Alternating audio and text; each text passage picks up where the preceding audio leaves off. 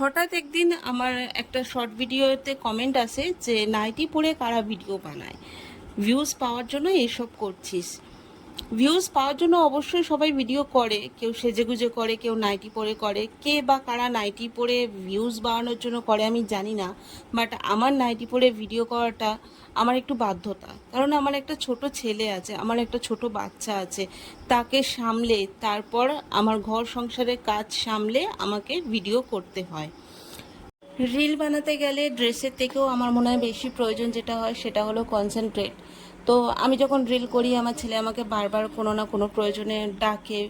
তো সেটা তার কথাটাও আমার শোনার প্রয়োজন বলে মনে হয়। শুধু তো আমার রিল করলে চলবে না, আমার বাচ্চাটাকেও আমাকে খেয়াল রাখতে হবে।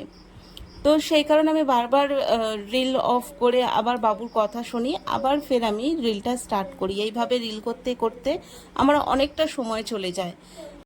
আমার ব্লগ ভিডিও রোজ ছাড়া হয় না, কারণ আমি এডিটিং করার সময় পাই না। এডিটিং করতে গেলেও কনসেন্ট্রেটের প্রয়োজন হয়, যেটা হয়তো আমি এডিটিং করছি তখন বাবু এসে এটা ওটা চাইছে বা এটা দেখাতে বলছে বা ও আমার সাথে খেলতে চাইছে।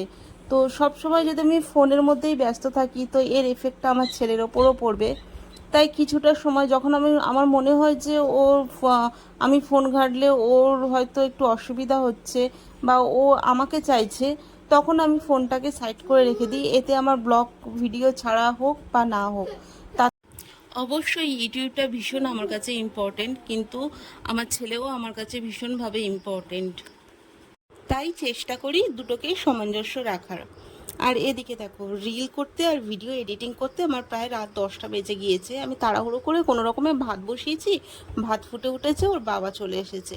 এই হচ্ছে আমার সারাদিনের কাজ কর্ম, মানে সংসার সামলে তারপরে আমাকে ভিডিও এডিটিং বা ভিডিও ছাড়তে হয়। আমি দুপুরেও ঘুমাই না, দুপুরে যেটুকু বাবু ঘুমায় সেই টাইমটা আমি ভিডিও এডিটিংয়ে সময়টা দিয়ে দিই।